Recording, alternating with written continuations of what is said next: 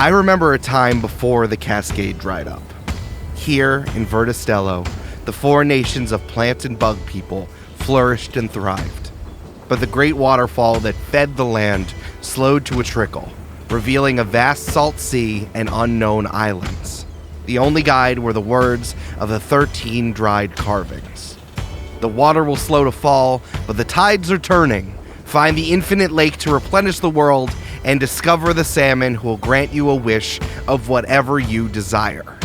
This marks the beginning of the tide, as many green folk hauled onto ships to find the infinite lake and maybe riches, adventure, excitement, and purpose along the way.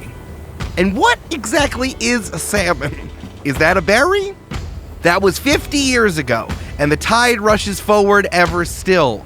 There are many stories caught on the wind between sails, but why don't we hear just one? Of a butterfly gunman with clipped wings, a ripened and explosive piece of produce, and a witch made out of tea. This is Join the Party, Camp-Paign 3, The Rising Tide. I'll sing you a song that all green folk know. Until the water falls home. That only began 50 years ago. Until the water falls home. We seek the deep lake and a wish-granting salmon. Until the water falls home. So hoist up the sails and load up the cannons. Until the water falls home. A rush on the tide, sail through the Cascade, an adventure ships, a ceaseless parade. I dream of roots buried in the deep alone, but we can't well sleep till the water falls home.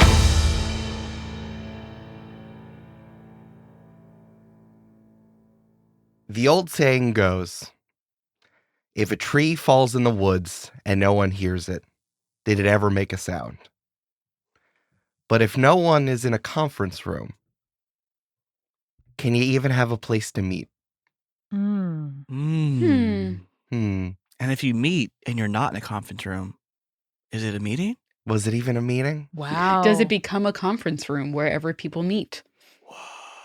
Any room with a table large enough to sleep several dozen children is not a conference room until you're in it to conference. I think the most important thing about a conference room is, of course, the giant table, but maybe it's the fact that it's never silent in there. Because if someone needs to fill the silence, then, we as humans and green folk are intimidated, which is why as the uniformed servants walk in, the first thing you do is turn on the lights and the halogen hums a bass line of sound. So no one needs to break it by saying what they need to say. What, Brandon? I genuinely thought that was really beautiful metaphorical language, but in my head I heard this halogen lights making the Seinfeld bass line. I was thinking it was like a jazz bass line. It was like, ooh, the first member of the Office Jazz Trio, the halogen. Boom, boom, boom, boom. You have the wind Cha-cha, section, cha-cha, of the air conditioning, making it way too cold. The sounds of all of the chafing pans, the fires under the chafing pans, keeping the lunch warm.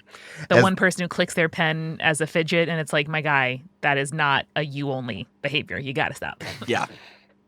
As the uniformed servants walk around getting this conference room with the special table flown in with 4 arms holding each other by the forearm to create a diamond knot. That logo etched into the center of a table large enough for 20 children to sleep on comfortably. Folks, we are doing something different. We are taking a moment to go away from our usual crew and talk about a meeting of the Diamond Knot. And I have written a game for us to play instead of regular old Dungeons and or Dragons. Wow. Yes. Bruh. Yes. It's never happened before on this podcast or any other. I've done it on this podcast a few times, but this one feels like the most fully formed of all the ones that I've ever done. So I'm very excited to share it with you. It's called Model Our Nations.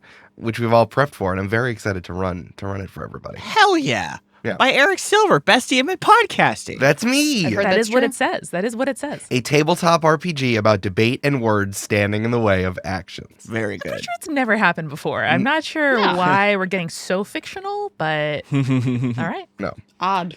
You are an important government representative for your country, sent to the secret annual meeting of the Diamond Knot, or, of course, an emergency meeting. At a secure location, representatives decide the supposed unified path that all of the supposed power players will decide on a grand global scale. Bring glory to yourself and your leader as you pick fights, make alliances, and score points to achieve your goals. The Diamond Knot is a model of unification, even if no one without level emerald clearance knows what's happening. So here's how this goes. The Diamond Knot can only ratify up to 3 motions of 10 that are suggested on the docket. Ratifying a motion requires a majority vote. Depending on how the Diamond Knot meeting goes, players earn points with 1 or more players being the winner. This is a tabletop RPG with an actual winner. Yes! Hell I was yeah. made for this! That's what's been missing the whole time. Can Brandon and Julia please put their shirts back on? I really appreciate that. I really appreciate that.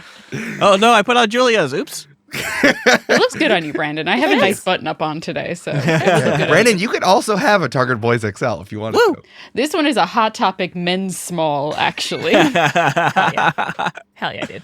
No, I think it's funnier to me that I know that you buy these at the places that you're supposed to, but I like more that you're jacking them off of the people you're doing it. So it's like you're taking it off an 11-year-old boy from Target and you're jacking it off of like a guy at a Paramore concert. Eric, I did tell you that one time we were at a brewery in Texas and I saw a small boy run across the field in front of me wearing one of my Target Boys XL shirts. Oh, that's right. Yeah, that was pretty good. It was the skeletons riding surfboards one. That Hell was a good yeah. one. And that one's on him because he's jacking your style. Everyone knows. Yeah, That's true. That's not fair. Everyone knows. Okay, so the first thing that we usually do during this game is that we make our world and our characters. Model ON is ideally played with 4 players, but you could work with 3 and 6 as long as you change the shape of the knot. It's very important to do. The hexagonal knot is very important. As you all decide to play, you decide what country you're playing in. If this is a tabletop RPG campaign, a world that actually exists, great. If not, you sketch out basic ideas so you're all on the same page. If you're doing this from scratch, you just keep it kind of sketchy because a lot of people get to do a lot of world building by making their own characters. But of course, we're going to use our 4 countries of Vertistello. Hell yeah. Classic Eric Silver joint with some collaborative world building. I do just want to say, Eric, that you may get a DMCA takedown notice from Pentatonic Knot, which was my favorite a cappella YouTube group. Oh, boy. Oh, boy. All right, Amanda, here's a joke, and there you go. Thank you. There you go. There it is. So we've all made characters already, which is important, and we will be introducing our characters later, but you need to make sure you do your characters because the docket opens. Once all of the characters and world is locked in, players decide on a time that the motion docket opens and for how long. It can be immediately for 5 minutes, at midnight for 2 days, or now until the next time you're all hanging out, whatever. The docket is where the seeds of discussion are planted. Either they'll bloom into action or into infighting. This is the soil and should be treated with care. It's also first come, first serve. The docket is basically a piece of paper or an online document with 10 pre-prepped empty spaces. You can just go on Google Docs and like do 10 on the number bullets and like put an X so that they hold, right? You want to make sure that they're reframed. The whole point of the docket is that you got to fill out the docket before you get to this game so that everyone is on the same page of what the agenda is. Got to pre-meet the meat. No. We have already done this. I filmed what it was like. We all really rushed in, except for Amanda, who canonically put all of her stuff in the wrong document. That feels right. That's right. That feels right. That's right. I had the wrong conference room, and I was wondering why I was the only one in room 204, and the rest of you were in room 102.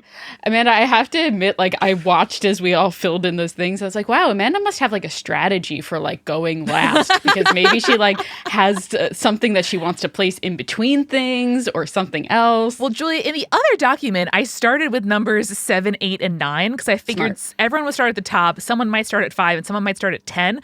Unfortunately, it was me and me alone in room 204. So So You did get those spots, though. You did. Got there You at the did get end. the ones you wanted. Did you think it was odd that none of us had jumped in immediately at 12 o'clock? Oh, I sure did. And I said, these dumb bitches. They think just because I'm in a meeting right now at the time in real life with my job, at the time the docket opens, that I won't be on it, but I'm first. I intentionally put it in our shared join the party channel on Slack, and I did it multiple times to No, make sure people would see it. So I was wrong. I tried really to make sure it was as easy as possible for I everybody. am, though, picturing somebody like putting the docket on like a cork board in like someone's garage or basement. Yeah. And people just like rushing a wall. That would be really fun. That would be That would fun. be- Yeah, I was thinking the There same are thing. various ways. I think that there are definitely pluses and minuses to physical and digital versions, because it was also like I was tracking, and we all had to log in with our Google accounts. I was tracking who said what at what time. So it's like you can go back to track changes and see everyone fill their stuff in. The other thing is that the docket stays open until gameplay starts, the Diamond Knot convenes. So you can change stuff until you decide to play. Yeah, I made a change 4 minutes before we started. Yeah, I just Whoa. saw that. Now I gotta look. Interesting. And please go to our social channels and see what happened in the first minute of this document filling out. It was a lot of fun. It was a nightmare. It was awesome. As I said before, you need to know who your character is before you can fill out the docket. And I have a little character sheet for everyone here. So everyone fills out your name, the representative from blank country, a blank government system that loves blank and blank, which are your ideals. So again, this is where a lot of country world building comes in, that you do it automatically as your character. Moist. That loves moist. Sorry, I thought we were playing Mad Libs. I thought someone always says moist. Representative from penis. A Weenus. A weenus from Weenusville. Nailed it. No notes. Great character. a boobies oligarchy. Yeah. Okay. That's the kind of society I want to live in. Okay. Your character would describe themselves as blank, blank, blank, so 3 adjectives. And then others would describe you as blank, a different adjective or phrase. So that's you describing your character. Then you have 3 things that you're supposed to keep secret. You have a personality move, which is a move kind of in a PBTA sort of way, or an Aspire sort of way. That might affect something that's going to go on during play. You have a personal goal, which is a goal that you have and you might get extra points for, which I've also written out a lot of personality moves and personal goals. They're supposed to be shared. I think that for a lot of these people, since we're all diplomats and government representatives, a lot of the people are the same. So it's kind of all players should know the type of people who are there. Everyone is on the same page in this regard. Though Amanda did something specific. You can make something new, but you have to run it by everybody so someone knows what your deal is. Your colleagues all know your failings. And Yeah. so it's important that everyone knows what to look out If for. you're doing something that is exotic, I think everyone knows it. If you're going to come up with something new, you got to let everyone know what it is. Yeah, you're like, oh, that guy's famous for blank. Yeah, for being, if you are a maverick, then everyone knows why. And then you have a country goal. You describe a directive that you have from your leader. This is also a little bit of world building, but also this is going to be your guiding presence here. I think this is important because I'm going to talk about the point system at the end. You get a point if a motion you suggested is ratified. You get a point if you achieve your personal or country goal. And you get a point for getting a superlative, as everyone goes around and says superlatives about everybody, which we'll do at the end. As everyone gets their score, you are going to describe what happens to your character, and whoever has the most number of points also wins. Hooray. Hell yeah. I love winning. Just like high school. Yeah. Just like high school, you get a bunch of points and then you win. So everyone picked a personality move, a personal goal, and a country goal as we are all going to introduce ourselves. So the Diamond Knot is about to begin. The table is laid out and shined and buff. The halogen lights are humming in this incredibly beige room somewhere in Vertistello. There are 5 big chairs that are fluffed and shined and disinfected for everyone to walk in and enjoy. They're about to get reinfected, though. Am I right, folks? That's right. With these politicians. With bureaucratic malaise. I was thinking about, like, what does a pencil look like in Vertistello? I think it might just be like, Stick bugs. Stick bugs. pretty good. Stick bugs that write for you. Actually, that's pretty Oh, good. Yeah, that's that's pretty it. good. Oh, like little scribe. Yes. I like that. I love that everyone has their own scribe. Like there's a Yeah. scribe class. Like stick bugs have been evolutionized to be as small and dexterous as possible to get jobs as scribes. Yeah, it's like how you send your nerdy son to become a priest. You send your smallest stick bug son to become a scribe. Amanda, what? They live at the Yeah. stick bug monastery. Yeah. No, I understand what Talking Amanda about? said. You know what I'm talking Okay. about. Brendan, remember when you're a 15th century lord? Right. Oh, And then it's like yes. the oldest one gets married, and the middle one's a soldier, and then like the nerdy one's the priest. Yes. Yeah. Naturally. So that he can draw dick figures in like the side of him. Like Mendel That's right. was drawing dick figures with large penises alongside his pundit squares. That's right. Is that right?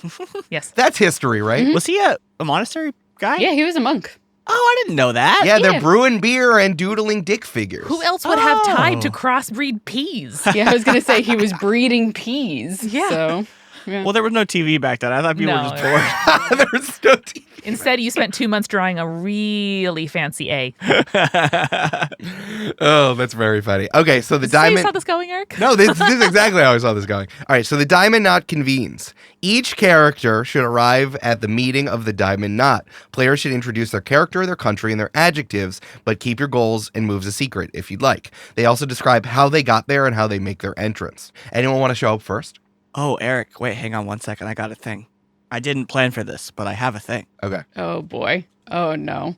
Ha! Oh, gavel, gavel, gavel. You just have a wooden gavel. Yeah, of course he does. Yeah, Brandon, could you make sure to get some good gavel Foley? Wait, hang on 1 second. Get the mic down there. Ooh, that's good. That's pretty good. That's good, Brandon. Pretty good. That's good. Add a little reverb to it in post, and I Yeah. think it'll Yeah, Hey, be yeah, Brandon, can you make it sound like the gavel's bigger?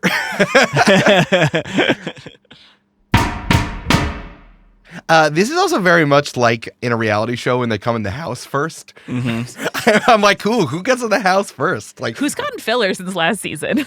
So yeah, does anyone want to come in first? I think canonically I'm 5 minutes late, so I should go last. Oh, I was going to say canonically, I'm 10 minutes late, so maybe we'll have to fight at the end to get in last. All right. Should I go first then, gang? Sure. Okay. I think it's almost like the assistants, the servants, whatever you want to call them, arrive in this conference and are setting up the table, and like all of a sudden they hear like kind of like a person waking up in the corner, and they turn, there's an armchair. Yeah, 100%. A splendor beetle, which is I looked up how old can bugs get. Nice. And they found a splendor beetle that had been in like hibernation for over 30 years, which is like honestly incredible. Holy shit. Wow. So they're like these kind of like jeweled beetles. This one literally has jewels encrusted into his wings. Yeah, dude. And he is the oldest thing you have ever seen in the goddamn world. And he like jostles awake and he's like, "Oh, I see that it is time for the meeting. Interesting." And then goes and like takes his little spot and sits down. I love this. Someone was like putting a mug down next to him, and he was like, Yes, exactly. That's the absolute vibe of this gentleman. And this is Constructor Emeritus Heron Agralis of the Constitutional Anointed Monarchy of Hothouse, Yay. which loves intellectual superiority and applied perfection. Nice. Applied perfection's very good. Yes. Constructor Emeritus Heron would describe himself as learned, guileful, and respected. And most others would describe him as absolutely fucking ancient. He is the former builder who then retired from being builder, which one does not typically do. So they had to create the role of constructor emeritus, which is basically like retired builder. Incredible. I like that. We were thinking about this, and I was like, remember that one pope that just like stopped being pope? Who Said does nah. that? Yeah. Yeah. In the whole history of Catholicism, no one does that. But this one did. So he's already sitting there when basically everyone arrives. Incredible. That's very funny. Are you just like huffing and snuffling to yourself as like you're waiting for everyone to show up? Yeah, I think he has like ordered himself a hot beverage of some kind, but it's just like hot water with lemon. Oh, classic. He's just sitting there sipping it, being like, of course the youngins are late as always, and if you're not 15 minutes early, or in my case 3 hours early, then clearly you are late. I need to know how you got in there early. That's crazy. Last I night? showed up. I Yeah. unlocked the door. What are you talking about? What are you talking about? You're just like, all right, here I am. I want to know, does he stay in the chair or does he go to his place? He has 2 servants pick up the chair, remove the one that they had placed in front of it, and is now in the armchair that he travels in. That's it. That's it. Bringing in his own armchair. It's like a litter. Yeah. Yeah.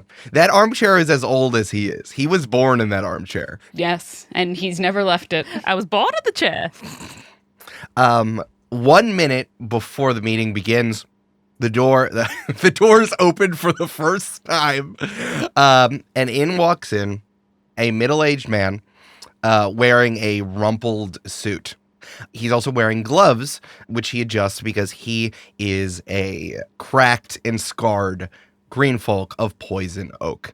Ah, interesting. He's uncomfortable. He adjusts his suit and like it is so wrinkled and it's like he feels so uncomfortable in this thing. He's also wearing military boots that have been very, very worked in, that have been shined as much as possible. It's about 50% lacquer and 50% leather at this point. He smooths his hair back, sits down at the table, and looks over his shoulder, signals to one of the servants, be like, I would I ran out without coffee. If you just as much coffee, but as much coffee as you're physically allowed to give me, I would very much love. It was just, I forgot all my stuff with me. Champ, thank you, incredible. And sees the incredibly ancient builder emeritus and just gets almost startled. Be like, oh, I didn't see you there, my man. Just getting my bearings. I'm not used to this stuff. I'm, only once a year do I get shoved into this marigold monkey suit. You know what I'm saying? If you are going to address me, please use my formal title, which is Constructor Emeritus. I'm sorry. I get it wrong. I just think that every meeting we have together, I feel closer to you. I feel We are not. That's fair. Well, Official title, please, and thank you. Constructor Emeritus. Thank you. Your buildership. Apologize. I'm just trying not to be late. This is Counselor Resin Toxidendron Twizzleton Diversisilocybin, but you can just call him Rez. Just call him Rez. Cool. I like the twizzle part. I'm going to call him that from now on. Yeah. Can I tell you that's what Rafe Fiennes is? One of his last names is. I'll just tell you that one. Twizzle? Twizzle. Twizzleton. Twizzleton. That's wild. Rez is from the Crags, which is a lordship monarchy, which a lordship is like the Game of Thrones house system. Mm-hmm. So I just called it a lordship monarchy that loves loyalty and determination. Your character would describe themselves as experienced, clear-eyed, and patient. Rez's job, he was a soldier on behalf of the actual castle of the Crags. He's kind of like one of the, it's not like Kingsguard. It's like, hey, if you want a hand of the military, he's here. And he's done this for many years, but he's been moved to the government side. Does he have an official title? It's just counselor because it's kind of general. He would see it as a demotion, but it's almost like now he's just pinch hitting for all government things when anyone needs like a steady hand in the room. I'm going to call him Counselor Twizzleton. Thank you. It's Rez, please, just Rez. It's just Rez. Most others would describe you as stupid, or maybe stupid like a foxglove. That's a good joke. Thank you. That's a good joke. Yeah, I mean, he's been a soldier for most of his life, and now he's being recently, especially with King Hyperion, he's been kind of moved to general diplomacy instead. So, it's been a year. Your buildership, how's it hanging? How are things? How's things back at the Glass Homestead? We are constantly striving for perfection, And that is the way that we like it. New perfections? New perfections this time? Always new perfections. Always. You think you can buff something to be as perfect as possible, but then you find a new way, like a new lacquer, a new solvent, and you're like, I could get this shinier. That's what I love about Hot House. It's fun. It's fun how you guys are always, making everything perfect all of the time. There are always steps forward, counselor. Of course. Kids, how's the kids? And the grandkids and the great-grandkids? Well, as you know, they're all kind of mixed together with everyone else because we do not believe in families in the way that you do in the Crags. Right, the part of the den, the den ship and everything. They're all raised in the crèche, The crèche. Do you have a favorite? No. I was joking. Your builder. I was joking. Your buildership. I know. I was joking. I need coffee. Can someone get me the coffee? I get coffee. But hey, Bud, I do as much it's the largest container in this entire spire. Just put it all together. And just pour just all the coffee you have, all that bean juice, put it all in and just right into my mouth. And I think as somebody comes in to refill the very modernist concrete trough of coffee under the conference table where we can all, dip our roots in. Oh, smart. I like that. Hey, not all of us have roots. Well, just behind that attendant comes a gnarled and beautiful, elegant in its own way, but so gnarled and oddly shaped, hunched over a crabapple tree, who is coming in with, humble, well patched and well worn trousers and a cardigan, a little denim shirt under that cardigan, some, humble and scuffed work boots. This is Lieutenant Cresco Greenlong, who, as he comes in, holding a staff for support here, goes... Amanda? Huh? Can I pitch you for a second? Yeah. That we try to walk in at the same time and we get stuck in the doorway? Absolutely. Come on over, bud. Who's hip checking me into the door frame?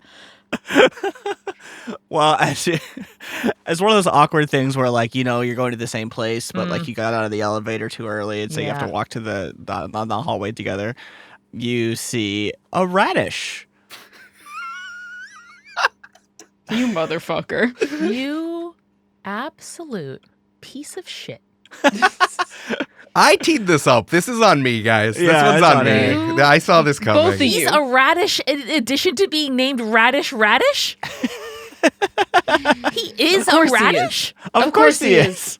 Of course he All is. right. Well, this radish is wearing a full three-piece suit, vertically striped pants, a checkered vest with yes. a collar, a white collar that's upturned, Yeah. bolo tie. How old's this radish? Well, let me finish this. He's wearing the jacket, and then he finished it off with pork chop, sideburns, Yeah. and a top hat. Oh. And this radish is pretty fucking old, Julia. But oh boy, is he spry. He is the spryest radish around. Would you say he has old man strength? I would say he might have old man acrobatics. Is this like when you hear you see a Hollywood star from the 60s and you're like, how is that man 85? Yeah, exactly. I imagine the radish body itself is quite kind of radishes get kind of woody on the outside, like an old potato, when it's too old, but the greens still fresh, still new greens sprouting out. Yep, 100%. I love that. So then Dr. Radish says, I love that Dr. Radish has already pushed someone out of space in terms of character creation. The Crescos introduction. didn't even finish her fucking statement. Damn, Fine, dude. it's fine. I am so sorry, sir. Please, after you. I did see you waiting for me to come out of the staircase, so, son, that's just a lot of patterns for this early in the morning. Well, sir, this is the only way I know how to live out loud. All right, after you. Guys, the water's fine. It's just me and your builder ship hanging out, chopping it up. Please, come on in. It's fine. Constructor Emeritus, great to see you again. Cresco. All right, let's introduce ourselves, please. I want to hear about these characters. Yeah, you can go first, Amanda. Oh, sure. Sorry for let me take over your time. No, all good. So yeah, Cresco Greenlong is from Open Fields, which is, I said, a representative democracy. It feels like it wouldn't have the sort of inefficiency of a direct democracy, but very yeoman farmer style, where a representative democracy here, that they love pragmatism and virtue. I think that Cresco would describe himself as practical, devoted, and headstrong, and others would describe me as straightforward, edging into boring. Damn, dude. called out. That's right. And Brandon, I'm seeing on a card you're playing a Dr. Radish. Yes, it's a pamphlet though. Oh, It's a trifold. sure. It's not a pamphlet. card. There's Yeah. pages. It's on the back of a bottle of tonic. The font is so small. So small. And in weird shapes and directions. It's so odd. Yes, this is Dr. Radish of the Common Stack of Overstock, which is a difficult phrase to say. That's how they like it. That's how that's how people are learned, is if you can pronounce the whole thing. Yeah, exactly. Which is also a representative democracy. Overstock cares about two things, most importantly. One is gaining the favor of the planter, and two is trade agreements. Yeah, yay! Is that what Dune's about? Yes, it is. Now, Dr. Radish would describe himself as, a genius. The guy who gets it, Also affable and incapable of being bested. I'm sure he would describe himself as that. Now, other people would describe him, Julia, as delusional, self-aggrandizing, or a con man. Nice. I like that. Technically, the character sheet says you just have to come up with one way to describe the way that others would describe you. And you're like, here's all the fucking things wrong with him. Let's go. I think very quickly the builder emeritus is going to look at Dr. Radish and go, what kind of a man is a doctor? Just under his breath. Now, sir, I feel we should hold the ad hominem until later in this meeting. Oh, there will be plenty of time for that. Come on, everyone, just take your seats. It's fine. It's so ratty, so good to see you. As Rez gives you like a bro hug, but pulls you in close and the fist on your back. And as you get close, Dr. Radish holds you up and says, "Call me fucking Dr. Rad or I'll kill you." Dr. Rad, we're updating. That's all right. Radish gives you a noogie and then you're not sure whether or not he's serious.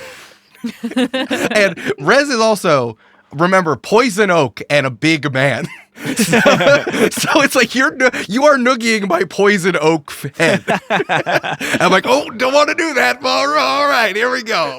It's okay, I got a tonic for it. I hope you do. Put that on quickly. All right.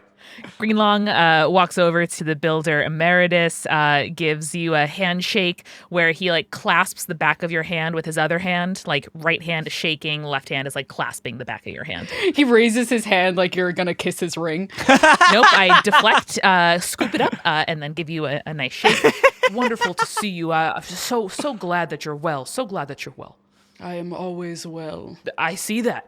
Yes. I was once a god king. I'm going to live forever. Once a god king, always a god king. That's what they say. That's also what my mama said. It's always impressive when those of you who are not wind buffeted and sun strengthened reach such advanced ages. From the other side of the table, Rez does like a half bow, and clasps his hand together and being like, "Greenie, as always, good to see you." Yes, same to you. And he awkwardly sort of like dips his shoulders a bit. Well, folks, are we ready to get this meeting started? Well, we gotta wait for the moderator. It should be here Oh, as of course. well. Where are my manners? The moderator will be here soon. And now that we're all settled, we're moving to the next stage here. At the last moment, the moderator will walk in and each player will describe one thing that is incredibly boring about them. Incredible. I think the blazer that the moderator is wearing, exact same shade as the walls. Yeah. Exactly the same shade of beige. To the extent that your eyes are like, is that head floating in space? No. Yes. There's a body. I love that. I think it's the fact that this person is just like a blade of grass. Julia, I was thinking the exact same thing. Yeah. That's sick as hell. Yeah. Just a single blade of grass. I love that. So thin. The blazer is too big. It's just like draped over. And it's really funny because like it's got shoulder pads in it, and it really shouldn't.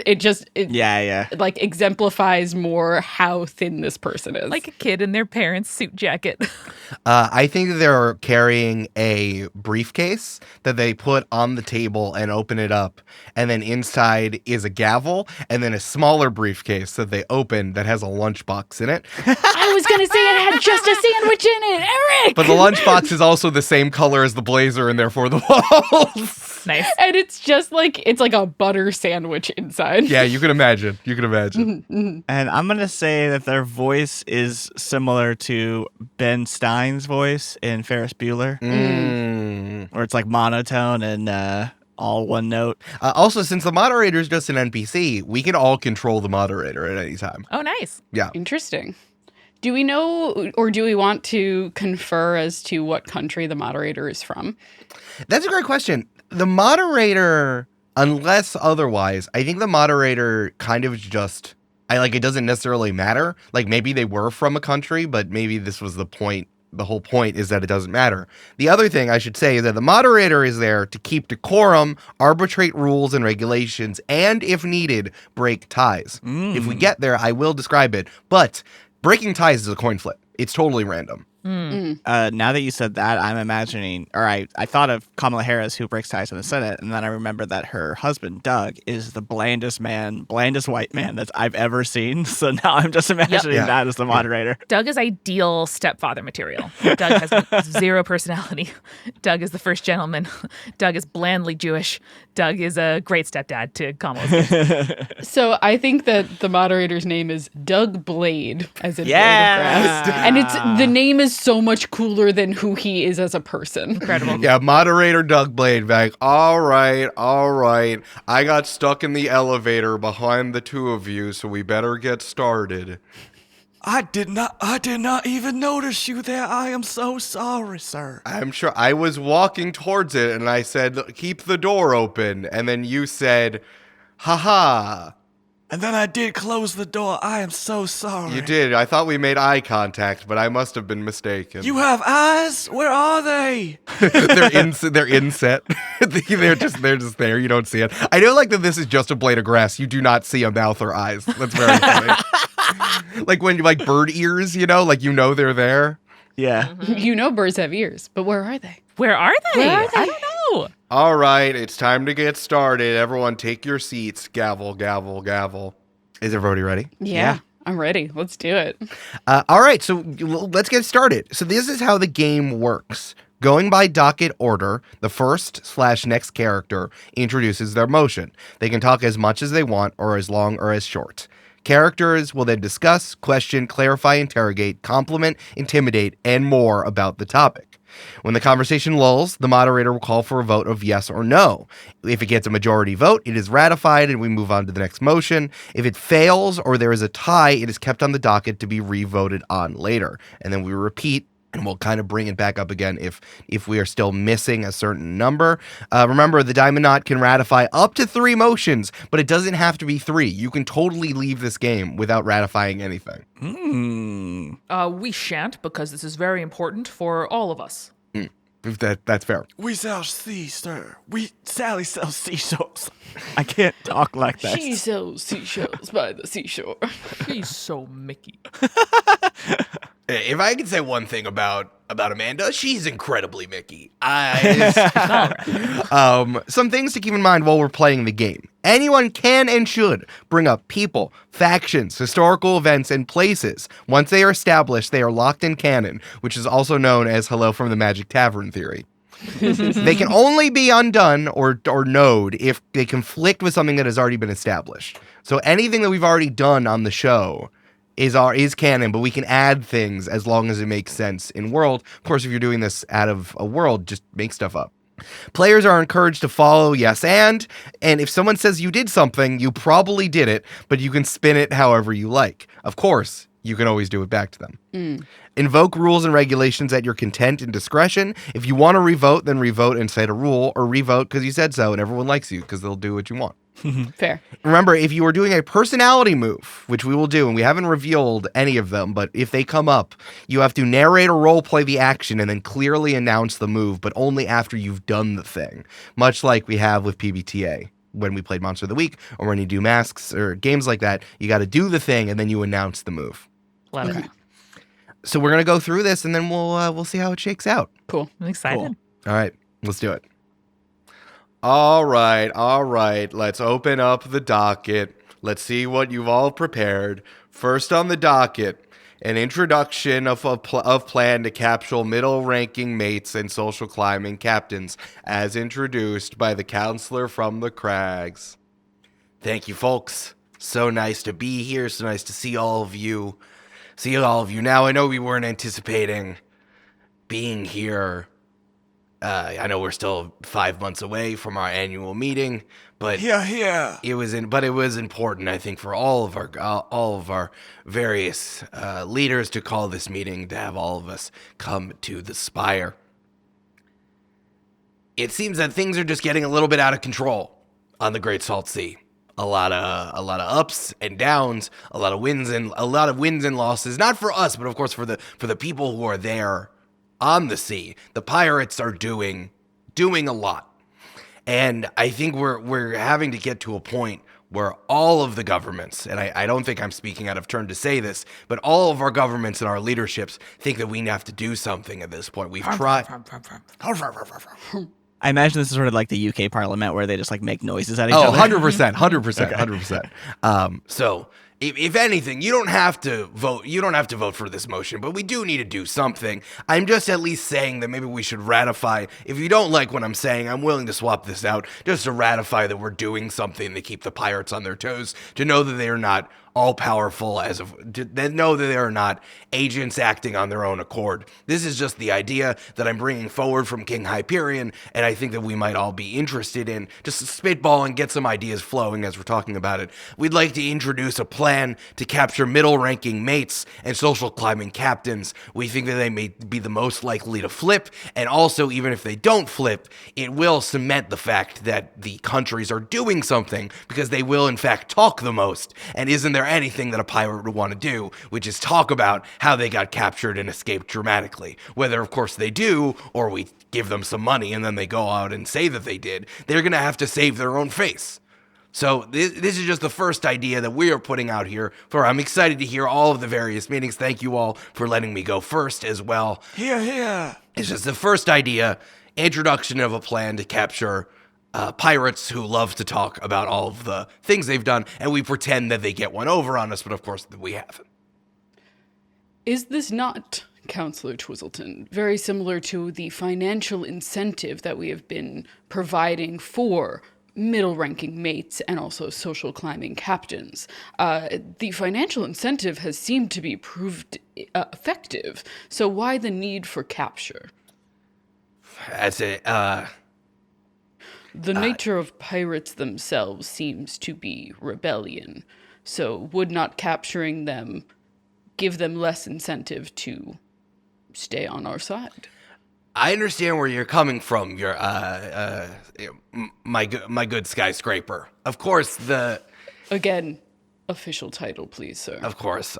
I apologize. Yeah, we have done this, and there are Diamond Knot agents throughout the Great Salt Sea. But the reports that we're having, it seems like there's only so much that they can do. We have flipped pirates who have gotten captured and gotten into sticky situation. Of course, we have the captain of the Money Tree, who's been regularly probably our best agent. But there's only so much he can do as being the kind of person who is willing to work as a double agent on the Great Salt Sea. We are. It seems that the honey we're putting out are capturing flies that are willing to drink honey as it is. I move that we table this discussion and revisit it after motion 2, which I think is a different approach to the same end. Is that all right with you, Rez? I think then I would like to swap out. That's fine. We don't have to do the thing that we are proposing, and I just want to start the conversation. Then I would like to kind of swap out this our first motion here is that I would like to ratify a message saying that we are going to do something to keep the pirates on their toes, and then all of us are going, and then I'm going to change this in the docket, that that we are going to that we are now resolved to keeping the pirates on their toes and making sure they're not known as only as the most powerful people out on the Great Salt Sea. I could not disagree more with you, sir. We do need to have a show of force. I propose that we continue your motion, but tag along a motion of raising an army to be the force behind this measure. Why stop at middle ranking? How are we going to capture pirates if we don't have our own force? Do I have a second on the motion to table this discussion? For I feel motion 2 is taking both concerns at once. Gavel, gavel, gavel. Hold on. We need to talk about the motion that is in front of us in the first place. Fine, Douglas. Thank you. Counselor, are you changing the official motion to keeping, as you say, pirates on their toes? Yes, that's exactly. I'm changing the first motion to for all of us to be united and say that we're all going to do this together as for at least until the time of the next meeting. That we're all going to try to we need to keep the pirates on their toes. Vagueness is the antithesis of perfection. Agreed, seconded. Is there anything you'd like to add? I would love to. I'd love to detail this at least enough for all of us to unify under it. I would like to second the Cresco's motion to move it down the docket until we have had further discussions, for I think ratifying further motions will allow us to solidify our message. Thirded. All right, we'll come back to it. That's fine. We'll come back to it.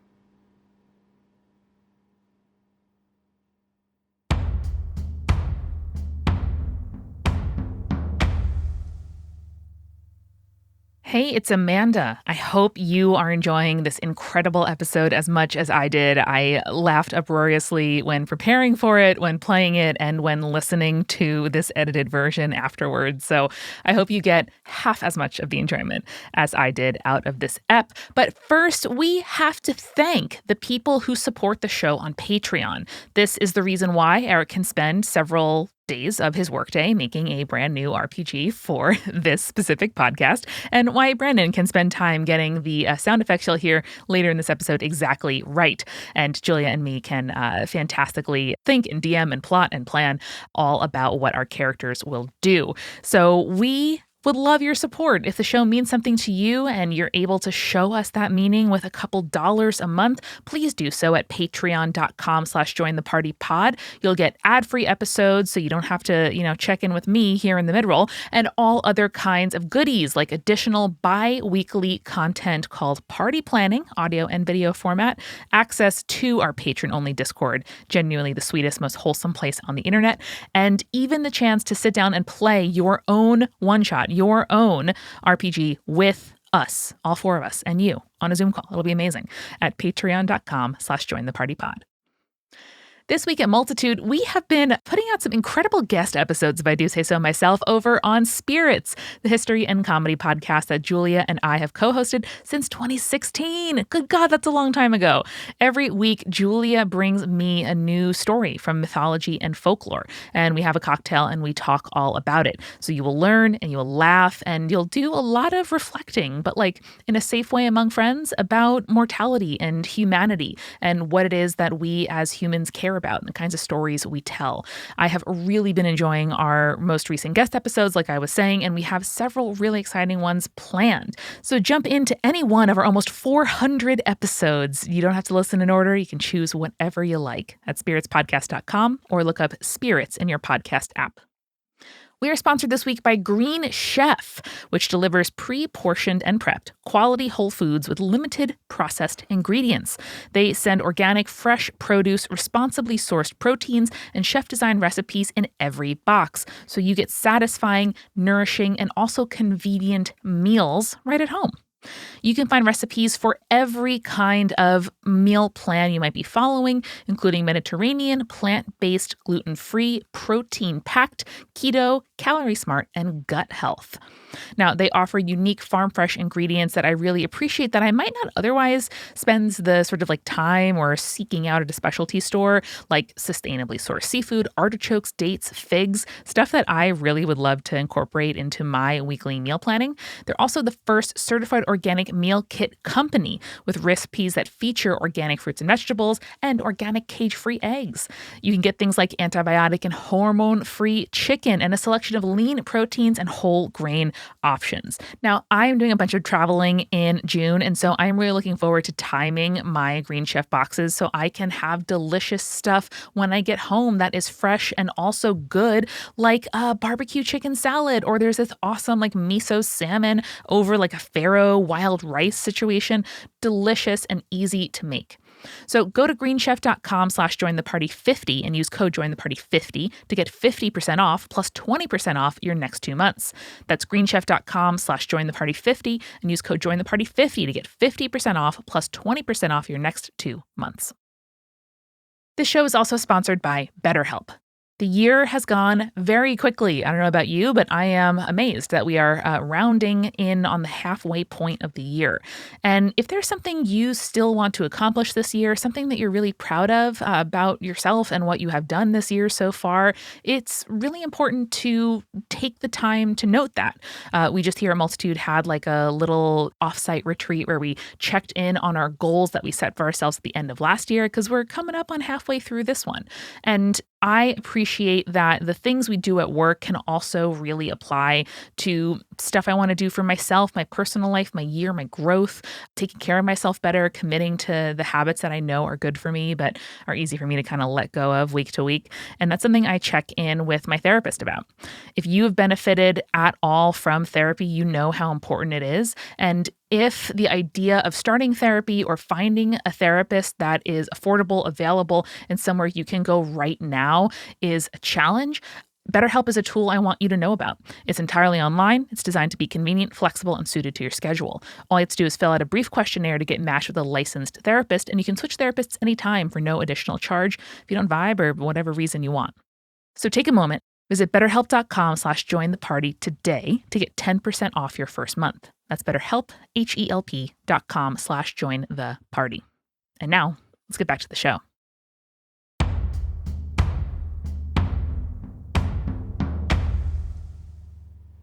Motion 1 is tabled. We're going to the second motion. Thank you very much. Raised, of course, by me, Lieutenant Cresco Greenlong of Open Fields. We all know who you are, sir. For the record, and then Cresco's eyes go over to the bank of stick bugs that are transcribing the meeting for all of us.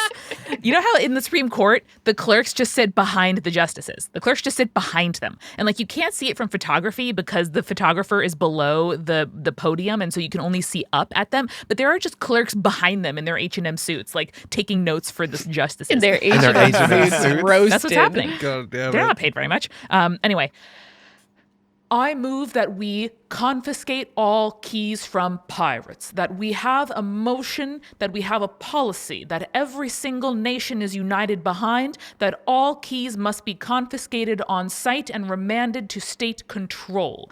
It's up to you how you enforce this, if you send Green Folk Power out onto the sea to confiscate them actively, or if you simply search pirates upon return to land. But all keys must be confiscated and remanded to state control, or else how will we ever get anything done? Hear, hear. I wonder, Cresco, how we would manage to combat the regenerating maze key issue in regards to confiscating all keys from pirates. We only need one to unlock the salmon, and so I feel that is not something to be concerned with unless as a separate motion we wish to obtain and then remove the source of such keys. Well, as you are aware, Hothouse has acquired a maze key. Yes. It is part of how we have been able to develop the key mold, something that I would like to discuss further in our next motion. Certainly. May I put forward a motion then to burn down the labyrinth? I don't see any available space on the docket. Ooh, damn. This is part of the... I'm on your side, Greenlaw. Well, first think- I move we ratify the motion in front of us to confiscate all keys from pirates, specifically for each nation to adopt a policy of remanding all keys to state control. I cannot ratify such motion without enforcement policies somehow. I would agree with that. I think that you gotta, if there's anything I've learned from my time out in the field, is that you got, in the field, that's funnier. Is that if there's anything I learned about time in the field, you gotta make sure you're doing something about it. You gotta put some guys behind it. I think we gotta decide more so, how are we going to do this? My other question is, do agents of the countries that are there count with it already being confiscated, or are we putting it all together in kind of a diamond knot trust to someone specifically? Like, are we gonna give it all, for example, is Lucky Edie going to go around and grab all of them? Our purpose here is to restate the givens, is to coordinate action for mutual benefit of all 4 nations of Vertistello, is it not? Of course. Of course. That's why we got up early today. Yes. It is not... It certainly doesn't seem like you all got up early today. I was in the conference room we used last time. Nobody told me. We look back at his mail slot where there are several updated notes with the new calendar invite. It's highlighted, it's underlined, it's bolded. Yeah. There's even a sign on the door of the old conference room that says "Go to Not new this conference one. room." I like this. I know I'm just envisioning this, but it's like, when a priest has like an office in the church. Yes. Like, imagine that, and there's like, it's just spilling, like a door slot, like a mail slot is just overflowing Yes. with these like incredibly redlined pieces of mail. Our remit is to coordinate action, not to prescribe policy to each country unless it benefits all of us. I feel Open Fields knows how to manage its people, as it were, and I trust each of you to do the same. My remit... You certainly do. At this point, thank you, Radish, for the interruptions that are ultimately favorable to me.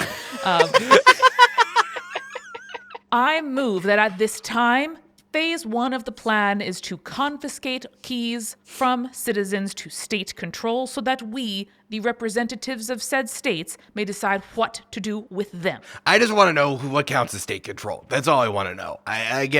This sounds interesting and something that King Hyperion could absolutely get behind. Something that we were talking about earlier. I just want to know who state control counts as.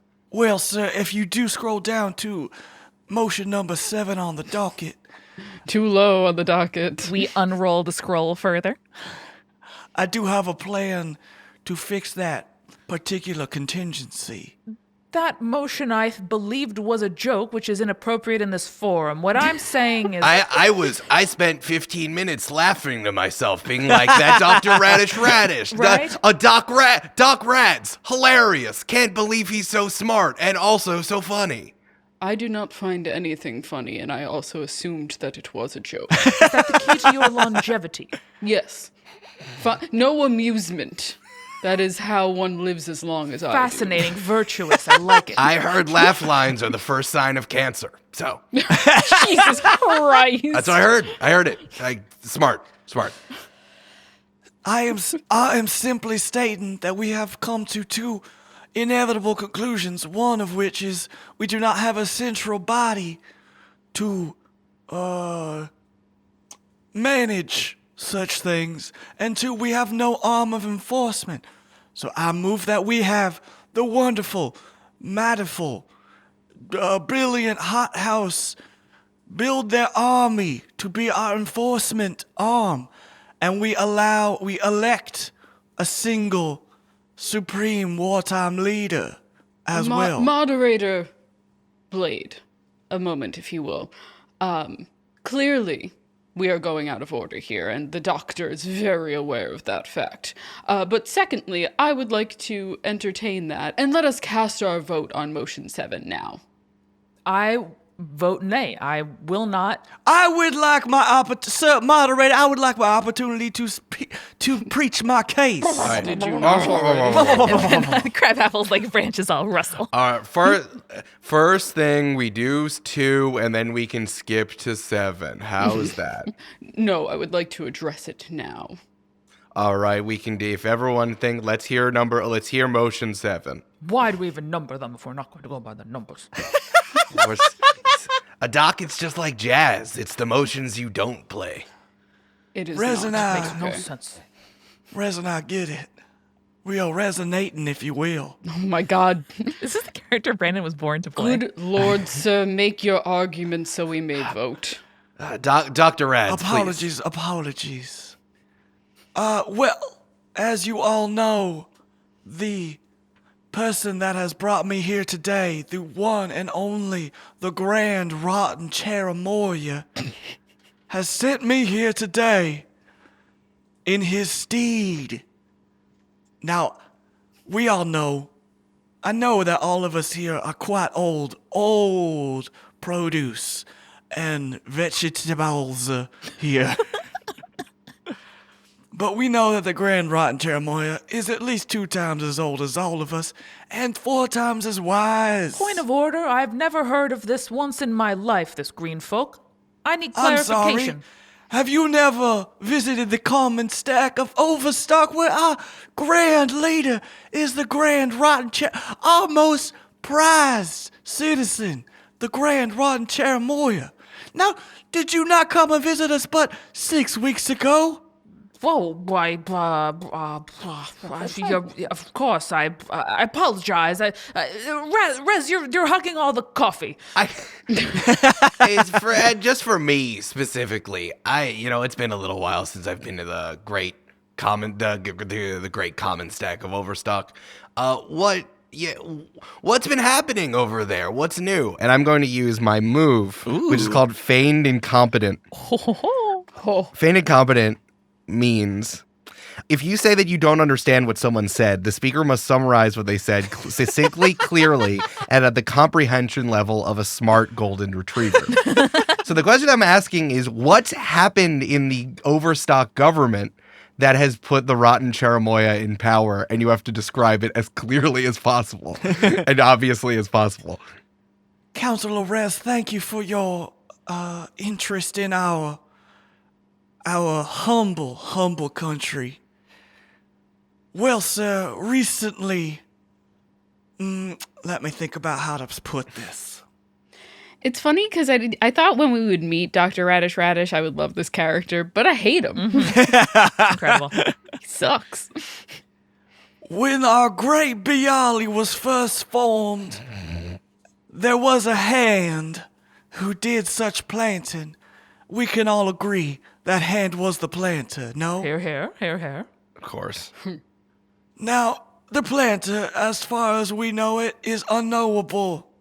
Here. But recently in our humble country, my best friend, my leader, the Grand Rotten Chamomile, has uncovered some wonderful books that helped him learn more about the planter.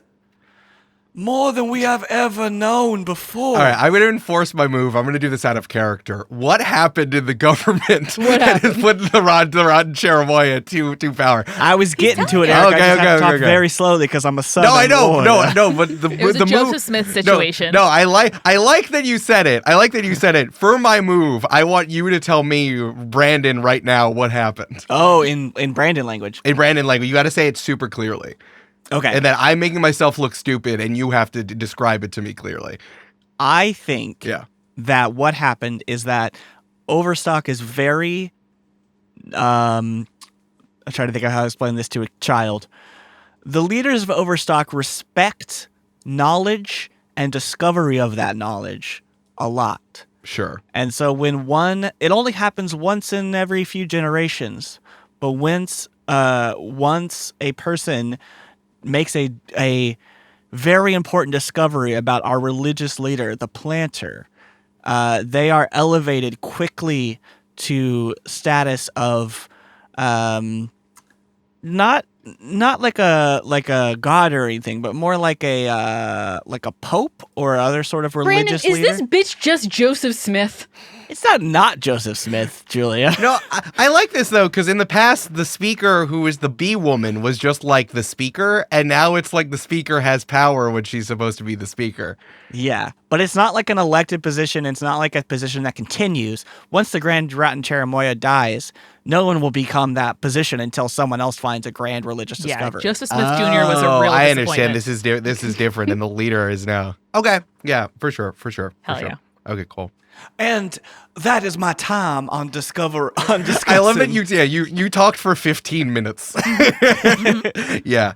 I think we can vote. Can we vote? Moderator Blade, yes. Can we vote?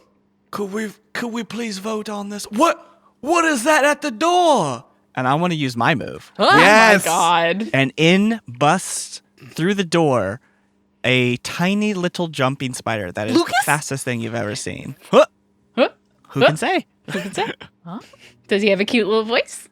He has a cute little voice, and on the back of the jumping spider, you see a little pack, like a leather not briefcase, but like a satchel thing. Oh my god. And he says, "Sir, Dr. Radish, urgent message." And I'm using my move, which is called Tragic. A footman may run in and slip you a note about a devastating event. This can be an assassination, a natural disaster, a death in your family, whatever. You are encouraged to use this to your benefit. Oh my god. Yeah, what's the note say? So Dr. Radish takes this note from the little jumping spider and reads it and says, Oh no! Oh my stars! I didn't know we could get mail to the conference room. Thank you, young page. Here's a little tip for your time. Don't eat yellow snow. Off you go now. You just hear under his breath the builder emeritus goes, "Doctors." Incredible.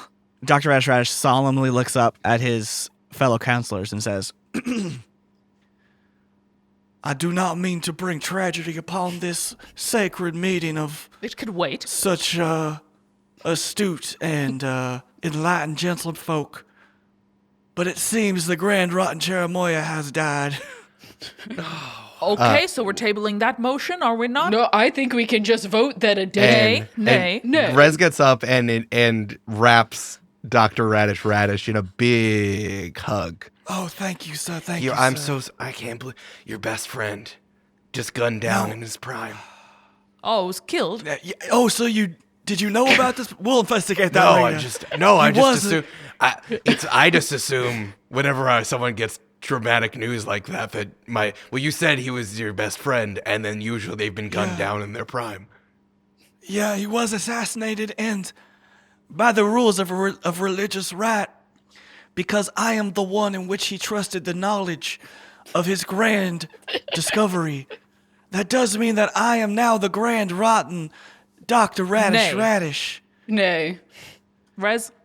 Unfortunately, you cannot vote on our country's measures, but now Well, I I am... can Motion, nay. We can vote Oh, on on the the motion of. Oh, I would never insert myself in this. Sure, We can Brian. table I'm also this motion saying, for now. hey, Doc, this is incredible and also tragic news. I hope you heal. You take time to heal before you step into power. I'm also saying nay. All right, Douglas, write do it not, down. do not debase yourselves, fellow gentlefolk. We do not need to We vote on this did. motion, but now I must say did. aloud, my voice does carry the weight of the common stack of overstock. Douglas, it's 3-1. So That I is am voted now- down, no? Yes. I do now speak for my Congratulations. Next. All right. I have a point of order. Were you not already speaking for your people? people. My voice was the voice of the Grand Rotten Cherimoya, and not- he is the one that spoke for the people. this But works. now I directly speak This for my man people. is speaking out of tragedy. Can we turn down the temperature? Boys, friends, It is rather warm in here. Can we Paige, can you turn it down? I've known hundreds of people who have died during meetings. We're all gonna die one day. There we go. End of statement. We're I done. hope And not. Greenlong uses his personality move, a custom one called We're All Gonna Die, where I must remind everyone that we are all going to die one day as a rhetorical tool, at least once per meeting. So everyone just sits there in their mortality for a second. Mechanically, this also, the first time you do it, it stops all conversation in its tracks. There you go. Great. Oh. Can we strike from the record then? We're done. We're done with 7. This we are. motion is denied. Douglas, next. Motion 7 is denied. Let's return to motion 2, confiscating all of the keys. We need to keep this moving, so let's go to a vote. I do have some lifelong tonic after the meeting. If anybody wants, just come meet me. I, of course, vote aye. It is important to remand all keys to state control, and at the next meeting, we'll figure out what to do with them. To answer your question, Radish, if you can't control your keys, I can't help you, but any amount of keys remanded to state control, whether directly in the hands of your leader, I suppose conveniently that would be yourself, or in a trusted representative in whom you trust, that Thank you. defines control. Thank you. I also vote aye. Now, as a gesture of goodwill to my fellow Councilor Greenlong, I will table the notion of how we enforce said rule, Thank but you. I do think that said rule is a good one. I vote aye. The motion is passed without me having to vote. That's all. It's still important. It's still important for the rules that everyone votes. We must know your position. I will vote aye, but I do have some suggestions on what to do during our next meeting. The motion passes. The Diamond Knot will administer the confiscation of all keys from pirates. Thank you, gentlemen, for considering this fairly and over a long period of time. That's quite a long period. All right, of time. next. is a good Next, game. let's move it along. Number 3. The hot Gavel, house gavel, gavel, gavel. Sorry. The hothouse would like to move forward the motion to devote more resources towards further development and perfection of the key molds. Now, every one of us has benefited from the technology of the hothouse, whether that is your printing presses, your radio, your television. Hothouse asks that you devote more resources to dealing with the issue of the keys. And the key mold seems, as we have agreed in past meetings, to be our best path forward, since we cannot quell the pirate scourge. I would like to move that we immediately vote on this resolution, on this motion. Seconded. Well, hold on, folks, hey, buddies, I got some questions. Come on, my king's kind of sent me with some questions here. Please. I got 2. I want to know just what further resources are you asking for, and from who? I would ask that all of the countries provide more resources, both the physical resources for manufacturing more key molds, as well as financial resources to accommodate our scientists and builders. Now, may I add that in the light of the motion that has been previously ratified, this is perhaps a moot point. The key mold is an excellent technology for circumventing the obtaining, dangerous and expensive though it is, of the keys. However, if we should, as moved, confiscate all keys from all pirates and sovereign citizens, that means we have the keys we need. I believe the issue remains, however, that while there are many of the maze keys available for us to confiscate, the issue arises with the 3 other keys, and in particular, the resources, if we would like to have all of the countries have all of the keys, which I think is our goal at the end of the day. Not for me, it's for us as a Diamond Knot to have access to the salmon and make the world we wish to see. I feel it is best if we each have one key and then We combined? We are, however, dealing with an issue of scarcity. And with That enough... is rich coming from rich hothouse. I thought the ad hominems were to wait. Yes. I apologize. Builder Emeritus, where is the key mold technology as of now? May you refresh me? Well, we have created the key molds. However, we have only really been able to base that off of our limited ability to study the keys, as we have only been able to collect maze keys. However, I have moved this motion forward because we have, in fact, at Hot House, acquired a second key. Oh, do tell.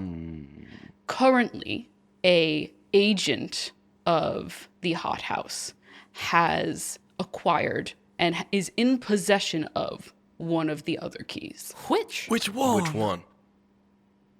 The key with the gaze. Oh, Incredible. I think. What, you convinced that wily old scab to come over? What, you gave him like infinite locks to pick? What'd you do? I cannot reveal the way in which we have acquired that key. It would put several of our agents in the field in danger. Oh, I come on. cannot believe what I am hearing.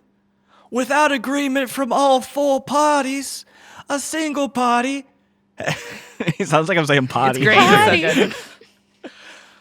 has moved and taken 2 of the 4 keys for themselves. and I should the say, gall, the utter gall. Well, we've all acquired maze keys. This is nothing new to us. It's the rules of the road, or the sea as it is. And it is difficult to share a single key among 4 different nations. Then- And I bring this motion forward so that we may move forward in perfecting our key molds and in studying the key with the gaze. Here's an idea.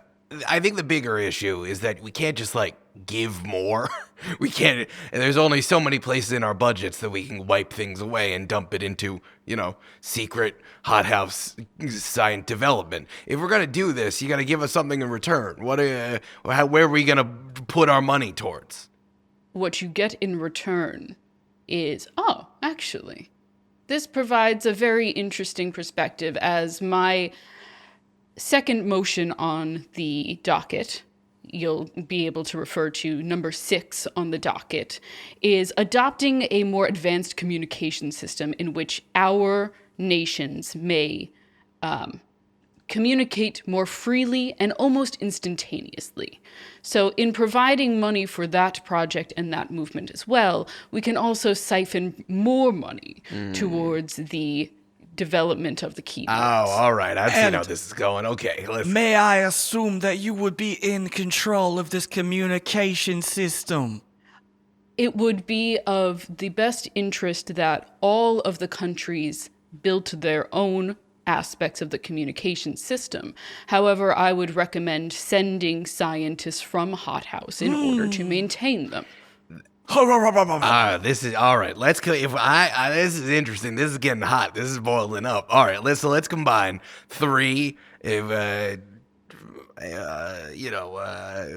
will allow the motions to be combined if I have the willingness to vote a yay in favor of them. Hey, Slim, why don't you put 3 and 6 together?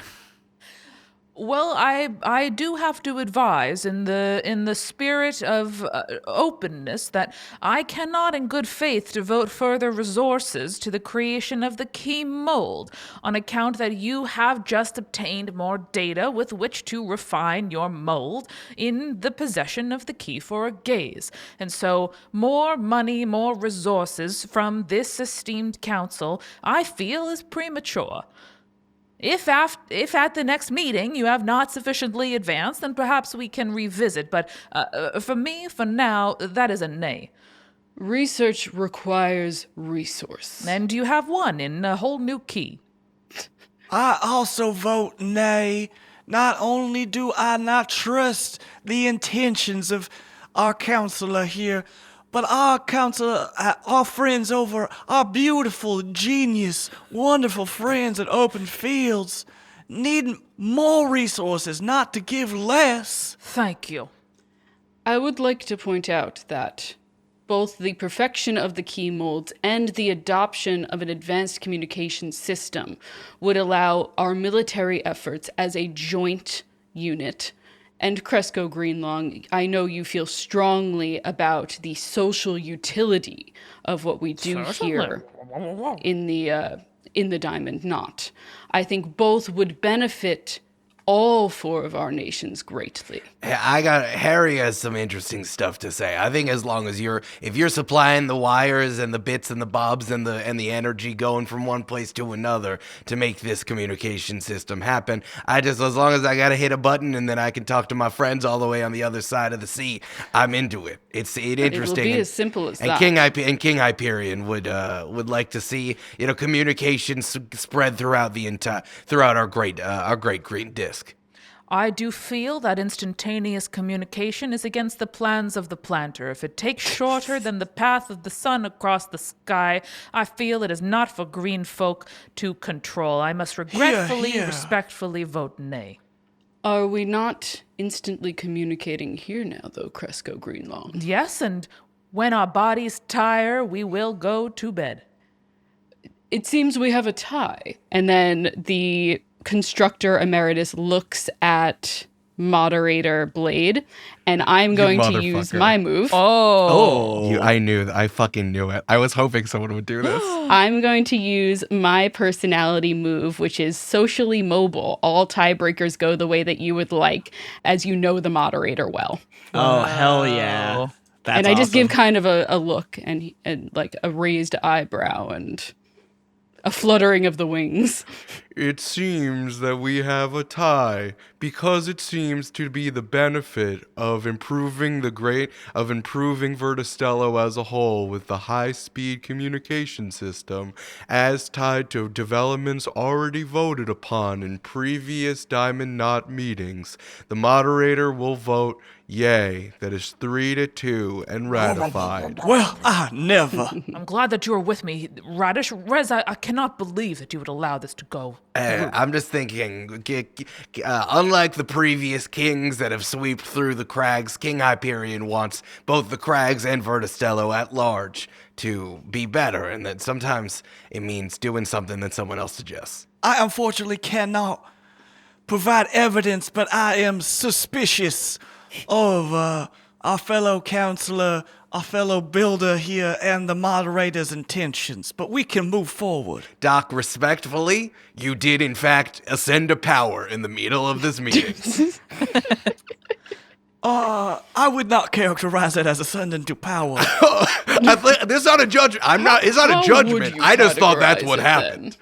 It's more that I am humbly filling the shoes of a great man. You humbly stepped into the shoes of the ruler of the highest ranking official of Overstock. Not a ruler, yeah. Of The course highest not. ranking official. Let's of move Overstock. on to number 4.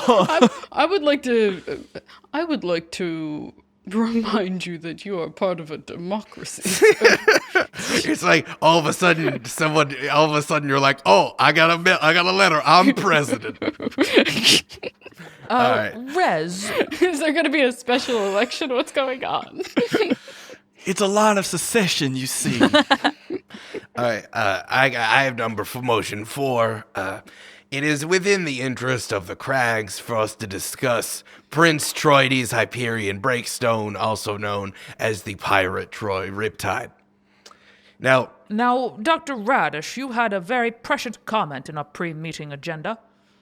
Now, all due respect, Rez, I do not mean this in ill faith, but I do not see why it is relevant for us to vote upon your royal disputes here in this here meeting. it's not a royal dispute. It's more like, hey, cards on the table. We just want to know more about what's going on here.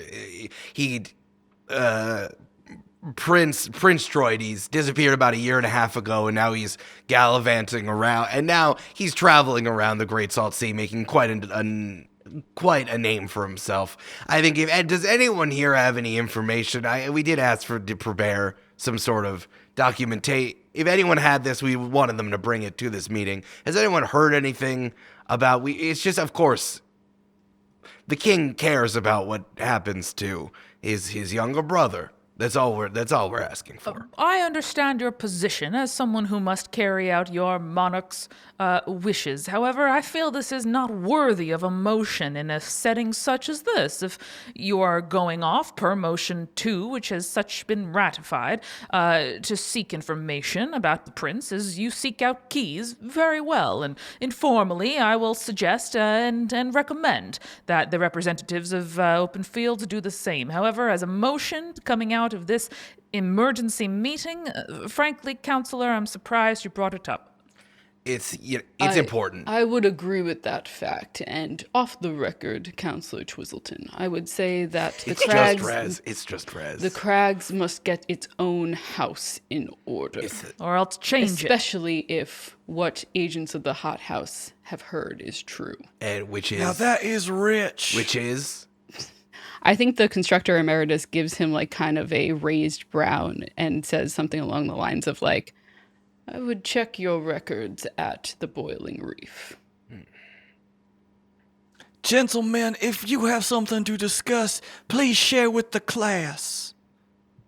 This is new information. Hey, listen, you're the 3 governments backed House Breakstone to ascend to power because the other, Of the other houses they certainly weren't playing nice during these meetings. They put me in charge of being the representative to the Diamond Knot because nothing else was getting done. And we cut to, there's like a berry bush that has a knife up to Dr. Red. I think it should be Lord Cavendish. I think Lord Cavendish should be Lord like, Cavendish threatened you all with a gun at one point. Yeah. And like there was like a stink bug that just made all of you really uncomfortable for an extended period of time. Like, hey, I'm the smiling face here. That's why we ended up being here. It's just, how about, I don't know, if I can just change this. If you see Troy Riptide, if your agents have seen Troy Riptide, Prince Troides, can you just give him over to us? We don't have to ratify this. Just, please. Yeah. Formally, that prince is of no use to me or my field except as mulch, so happy to do it. Agreed. Now, respectfully, I have heard if you catch sight of one Troy Riptide, it is hard to take your eyes off of him long enough to tell you about it, but... Does he have reflective or otherwise- deflective armor? Why is it hard? No, Prince Troides is quite attractive. It's well known. Well, internationally known. They say he's a real hot himbo. Okay, the motion removed. Motion removed, indeed. Removed. Fine. Removed. Very well. Bringing us, Douglas, is this right? Number 5. This is of primary importance, to speak candidly, to myself and Open Fields. We are making progress, gentlemen. The Diamond Knot is making progress. We have powerful actors. We have a policy in place. We are gathering resources, we're gathering technology, and we are gathering keys. Sooner or later, we will come face to face with the salmon and need to figure out what to ask of it, what to make happen. It's important to me. You said that like the queen. That was awesome. How'd you do That that? was the greatest pronunciation of that word ever. You did it like Queen Victoria. How'd you you. do that? I said it like Claire Fields. Yeah, you said it like Claire Foy. That was awesome. Thank you. It is imperative that for the continued existence, not just of Open Fields, not just of the 4 of us, not just of our ruling bodies and families, but of all green folk in all of Verda Stello, that we ensure nutrients, we ensure access to food. We all know it's an uncomfortable truth, perhaps, that we are dependent on Open Fields for such resources. And as the steward of such country, I must say we need fresh water. We need access to potable, fresh water like we have not seen since the Cascade dried up. Yeah. Ipso facto. Lorem ipsum. We must make the primary and perhaps, I acknowledge it, only wish of the salmon, the restoration of the cascade, and/or access to fresh water for the rest of this great Bialig's existence. Yeah.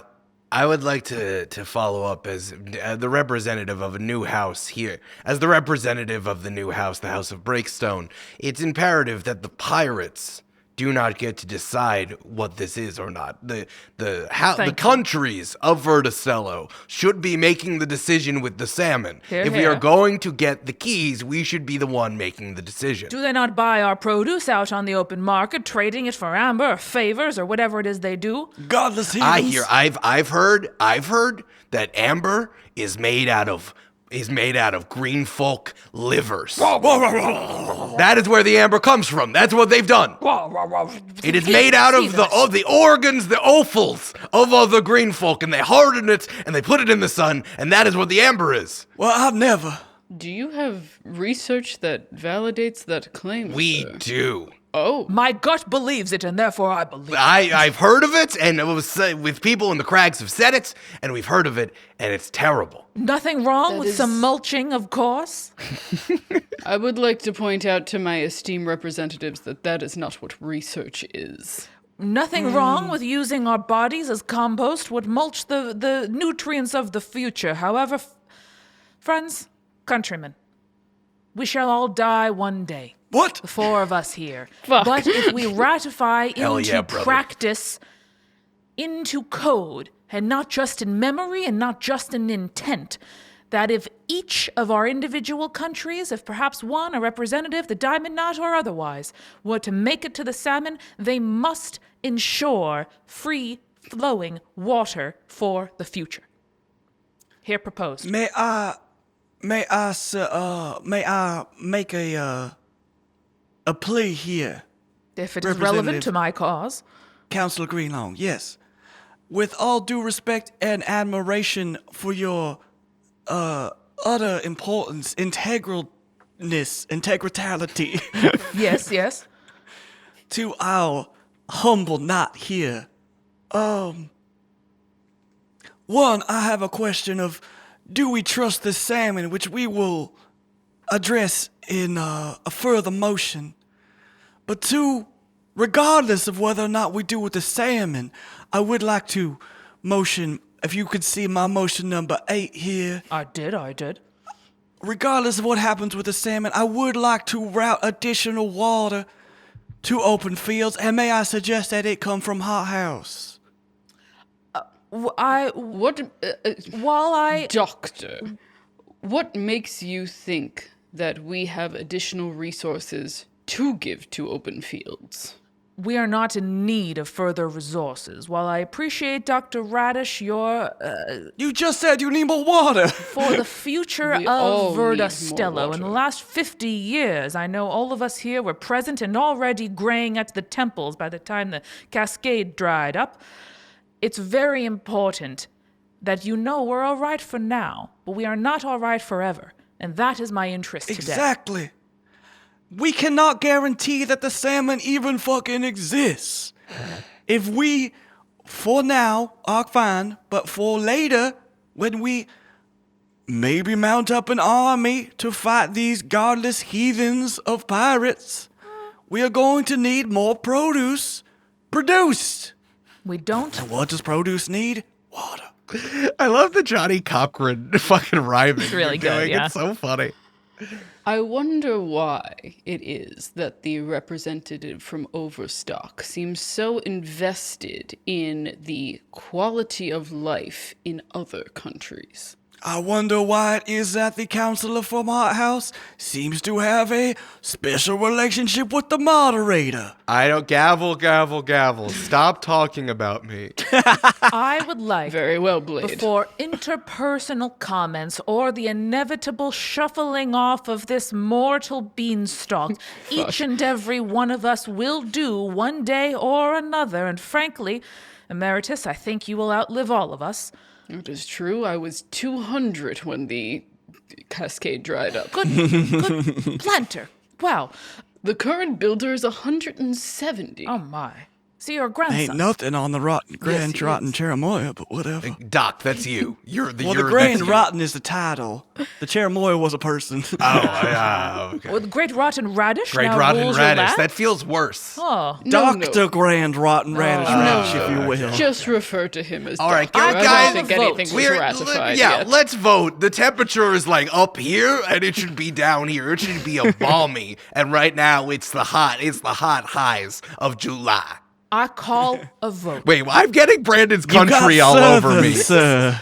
It's getting too hot in here. Let's open a window and let the breeze in. Let's vote.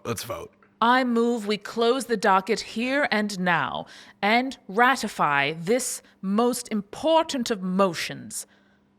That should the salmon exist, should we get to it as is our goal, and should we make a wish that does come true, that wish must be the utilitarian wish that will unlock peace, security, and freedom for all countries to do what they will, and all of their sovereign tax-paying and ratified papered citizens to also enjoy those same freedoms.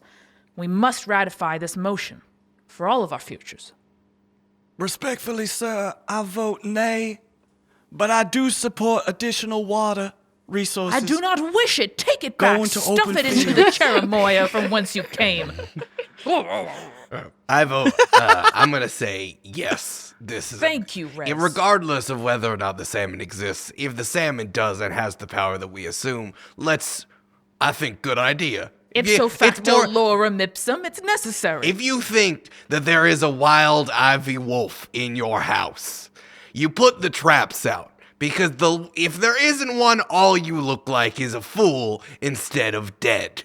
Well said, well said. Is that a common occurrence and issue in the crowd? In certain places, yes. Yeah, they're big. They're big as the house. If they were inside the house, you would know. It's wild. Then it would seem very silly to lay out traps for something that you would know is in your home. If you come over to my house, then you can see my traps. They're good traps. You're allowed to come over whenever Harry, come over whenever you want. Come over to see my traps, see my wolf. You can come over. Again, sir, if you do not use my proper title, we will come to blows. I just want you to come over for supper. That's it. Constructor That's it. Emeritus, may I I would Harry- like to hear it out of his lips. May I count on your Harry? eye? Please, gentlefolk, green folk. Gavel, gavel, gavel. I just want to hear him say my full title. Constructor Emeritus, I believe you've yet to log a vote. May I count on your support, such that 50 years from now you may enjoy the treats and biscuits and Werther's original hard candies that you've become accustomed to? Or perhaps a strawberry flavor. Both are fine. May I remind No. No, you may not. May I remind the council from Hothouse that if you do vote yay on this resolution, the docket does stop.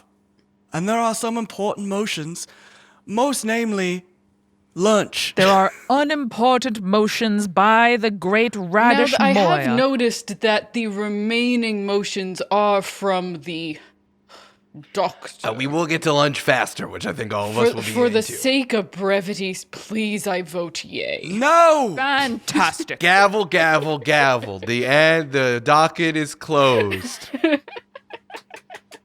The beetle makes eye contact with Dr. Radish and says, "Come at Hothouse one more time, sir." Dr. Radish stands up and throws his chair down and says, What I say, sir, I challenge you to a duel. Do you accept for your honor? Douglas, this can't be permitted during the meeting. We've not been Shut called your to mouth. recess. Gavel. Shut your mouth. Gavel, gavel, gavel. Please take this outside at least. That's fair. To the other conference room. 102 is empty. I can and will not move from this chair. I will elect a representative to duel you, I suppose, in my place. They're just like a hulking, like Goliath beetle waiting downstairs. I think one with RoboCop bio enhancements too. Counselor Twizzleton, you asked me earlier who my favorite grandchild is. Yes. Which one? Technically, he is my great-great-great-grandchild, but, he will be fighting in my stead. No, it's fucking Archimedes 7. Oh, it's I'm gonna send a letter. No, that's good stuff. I do want to say, just for the record, the stuff that's still on the docket we didn't get to was Dr. Radish suggested routing additional water to open fields as a wartime rations. Dr. Radish addressing hothouses overconsumption of craggish sand for glass Why? making. Number 10 was Dr. Radish saying kill the salmon. Okay. And then 11 and 12 were go for a walk and think, and then lunch. The 11 and 12 were just jokes. Oh, no, I understand. It's interesting to note that us playing corporate assholes, we decided to do the same things that the good old pirates that we actually play want to do. So, Yes. Yeah. I don't know. Interesting. Except confiscate the keys with state power from all 4 nations, which is not great. We're going to talk about what happens next time when we model our nations. I do just want to say that Dr. Rash walks up to Harry and and slaps him with a glove. The duel is on, sir. He like does not flinch. He goes, "You will have to wait until my great-great-great-grandson gets a letter from me in regards to facing you at..." If only we had a communication system, huh? Yes, well, we will soon, won't we, doctor? I like how Julia's voice said doctor, but her eyes said bitch. It's true. Did. Hey, and Brandon, much like this campaign, sure, lots of people say they're going to turn the water back on, don't they? That's true. It's almost like saying, no, murder's bad. Murder is bad, but I will duel you at dawn. Yeah, murder's bad, but what if I'm pushed? All right, after the dust settles, everyone narrates a short scene for each character as they leave the Diamond Knot, return home, and convince their ruler they've achieved their country's goal. Other players should embody the leader or leaders and decide in the spirit of the country if they did achieve it or not. I think we should do this in reverse order of people who showed up. I think Greenlong shakes everyone's hand and exits fairly swiftly. Last in, first out is not simply how you account for stock capital gains, but also how Cresco Greenlong leaves every room he's ever in. So he hoofs it. He walks and then takes a share in like a mail cart drawn by 2, let's say, lily mules.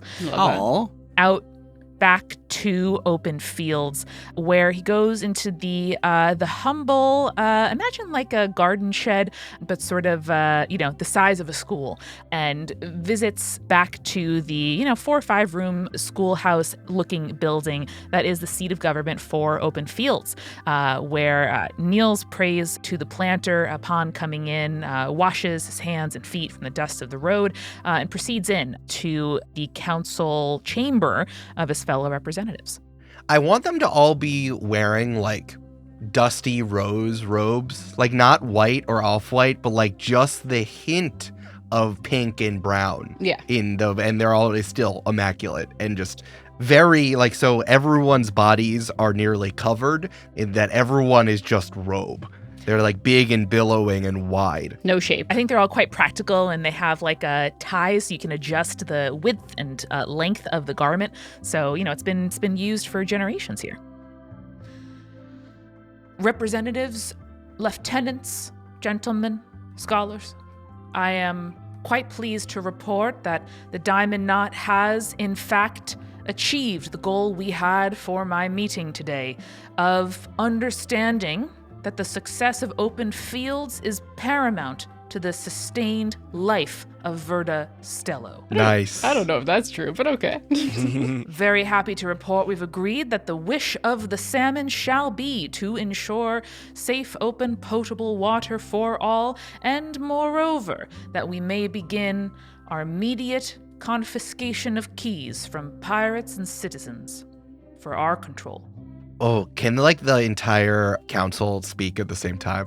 That would be cool. Yeah, like all in Oh, order. like a Greek chorus? Oh, yeah, and they're like connected by the brain, like through divine powers and magic. They all ate the same weird fruit, so they all speak at the same time. That's very cool, but I did think you were going to do it like the way that improvisers have to like tell the same story at the same time. And so they're all just like, we agree that That the Poop penis Oh, pudding fuck. is Fuck, moist. Yeah, what do we think? Do we think that they... Anyone, do we, yeah, do jump we think in. they did it?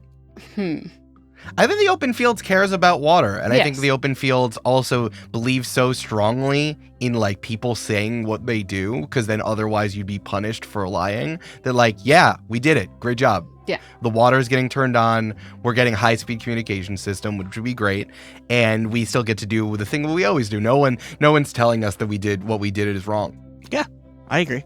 Yeah, I think so. I think that it's a little bit of a stretch is saying it's like, yes, now everyone understands the importance of open fields to like society. But I think that that's probably how he felt coming away from that meeting. So I don't think it's untrue. Yeah, at least convincing other people of that. Yeah. The goal specifically is to like construct the logical argument so that they must acknowledge that like open fields specifically and having enough resources and flourishing is not just relevant to open field, but to all of Vertistello. No, That's I think fair. that's Yeah. good. Being open fields is the breadbasket, so therefore don't ask us about anything else we're doing. Cool. Is pretty. That's how I thought of it, especially because Dr. Radish was on a bunch of other people's asses, Cool. which I'm sure you would have communicated. Yeah. Yeah, for sure. I think all of them speak at the same time. It says, "Good work, Lieutenant Cresco Greenlong. You spoke well. Now retire and rest. The next day dawns tomorrow." I like how now Dr. Radish is going back to himself. Well, Eric, Fun. here we go. You ready for this? No. Please. So Dr. Radish takes the long way home, of course, so he can take a long walk and think. He has one of those pull carts that you like hold with your hands. I love him doing this in a 3-piece suit. That's awesome. Mhm. And a top hat. And, you can hear the tonics rattle as he goes across the ground. And eventually he does make it back to Overstock. Now, he goes to the weekly communion of religious leaders, and he does say, Sirs and madams and other folk, I do have to regretfully admit we did not meet our goal in this meeting.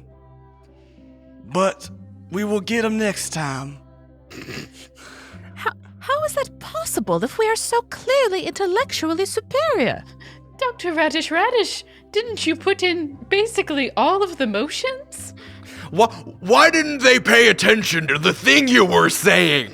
It was not in the planter's divine plan this time, my friends. But our day will come again. We love you. We love how smart and cool you are. You are very smart and cool, and everyone knows your name, and so it's difficult for me to think you're wrong. Excellent point. Now, before I reveal my country goal, I do want to say also that after Dr. Radish does all this, he does sort of go back to his ways as a snake oil salesman, roaming across the land. Of course, naturally. But his secondary goal is to find one Archimedes Sevens and complete his duel. Good to know. That's good to know. Good. That one's an emergent goal. That one came up Now- in play. My players here, would you agree that in a duel between one Archimedes Sevens, Dr. Radish would not win, correct? Correct. Well, what I would like to point out is I believe that personal goal is if you die by someone else's hand, you win. So I think it has to be during the meeting, but I could be wrong. Doesn't say that, Julia. Dr. Radish is dead, and I have won. That doesn't That's say fair. that. That's good. Fair. That's fair. Nothing in the rules says he can't die after the meeting. I mean, Eric, you play Archie. Do you think Archie would kill this old man? Yeah, 100%. Okay, cool. Yeah, 100%. Truly so stupid. Well, I like how we've just like nipped that in the bud. It's like, all right, thank you. That story's done. Now we understand Dr. Radish. Incredible. Brandon, what was your country goal? Now, my country goal was, and this is why I was on your ass, Julia, I thought that it would be fun to have the country goal have the hothouse idolaters Idolaters, yeah. be decimated by outsiders as a sacrifice to our great planter, thus bringing favor to Overstock. And coincidentally, if that means that Overstock is secured as Open Fields and Crag's main trade partner, side benefit. So that I didn't see. happen. I did say that Overstock was a hotbed for radicals doing whatever they wanted, and Yes. goddamn, Dr. Radish is. That's a great goal. I right. don't think you achieved it in this one. Yeah. I did But it not. doesn't matter. Dr. Radish got to win. That's a dub. So the personal goal, one of the personal goals was called hagiography. If you die within play at someone else's hand, you win. I was hoping to piss off Julia enough that she would kill me. I was an old man. I couldn't possibly. Incredible. I didn't You did it. I You mean, did it. You 100% did it. That's awesome. Okay, we'll come back to that during scoring, but Brandon's already won. Great. I think Counselor Rez, embraces everyone as much as he can, as much as they'll allow it to be hugged, Please do not touch me. and gets back on the boat that takes him back to the crags. And after walking through the horrors of the crags, finally returns to the castle and meets with King Hyperion. So, Hype, it actually went pretty well, all things considering. I've got to implore you not to call me that in front of the rest of the board. We have a certain understanding, but come on. Come on, man. I mean, we are. Well, I thought it was fine. I thought it was fine because you take so many meetings in your bed. So I'm tired. Report. Hyperion is just propped up by like 20 pillows in your bed. Love that. He's so haggard. I think he's actually, the throne has been sort of extended. So there's like a couple footstools under it so that he can be sort of fully prone while technically sitting on the throne. I love that. these guys, they're real crusty fellows. They've been doing this for a long time. I think, it's hard. We're making out that people believe that what you're doing is better than any other house that's happened. Trying to making as many allies as possible. Small, a road wasn't paved in a day, but we've laid the first brick. I think that we're making our way there. High-speed communication system coming through, and the proceeds from that will go directly towards funding more key stuff, which is great. We also, in order to make you seem more likable, I did need to say that the Crags was worried about what Troy was up to. And they, unofficially, they did say they would look out for him and not kill him if captured and would hand it over to you. I don't think anyone said that, but okay. If you check the tape, Julia, that's exactly what you all promised. Hyperion sits up straight in the sort of like makeshift daybed and peels down the blanket that was sort of covering him up to the chin and shakes out his fully intact, which y'all have never seen because Troy's are clipped, fully intact wings, Well, patterned just like his brother's. Ooh. And he says, undermining my image for his mythos? Is that really the best you have to offer me? Oh, listen. Don't get me wrong, the whatever we'll call it, the high speed whatever is just a thing, graph phone, I don't know, whatever that ends up being, great. But was that necessary? They already call me the Haggard. Your Highness, I've been doing this for a long time. I've seen a lot of houses come through, a lot of houses dispatched, including yours. Yes, I've survived 6 kings, blah, blah, blah. And I'm the king now. I'm the king now. Am I not? I'm the king. I'm the king. I know King you are. baby king. I know you are, and all of these representatives signed off on that happening. But admitting that you have a brother and that you care about him is not that strange. That's how you make friends. You tell people that you have feelings, and then they also acknowledge they have feelings. Suspicious. But I suppose you did get the thing done I tasked you with. I did. You gotta do it the way you gotta do it. And that was my country goal was stay in power by picking up allies, but really it's keep Troy from harm. Oh. Interesting. So I'd take a dub on that one. Yeah. All right, I think I'm up last. I think that much like he was first to arrive, he's also last to leave. Like they carry out the table before Heron leaves. We like cut to him in the kind of like mechanical throne room of Hothouse, which is like a big greenhouse, but like very ornate, and like maybe there's like some stained glass going on as well. It's like it's very well done. That's cool. Julie, you know the like Carvana car towers that they have? It's like a glass silo Yeah, with like dude. cars on each level. That's what I'm picturing. Oh, I love that. I've never seen that, but I love it and I want it. It's haunting when you're driving down a highway in Nashville and you just see an illuminated tower full of cars. Cool. It's like that, except it's like the technological advances that builder has created in his reign. Yes. I think that's really cool. I like that. That's tight as So hell. at the top of the tower we're talking about, which is also very funny because the constructor emeritus is carried up in his litter, you know? Yeah. So they're like panting by the time that they put him down in front of the builder. And he goes, "Grandson." Grand Pup.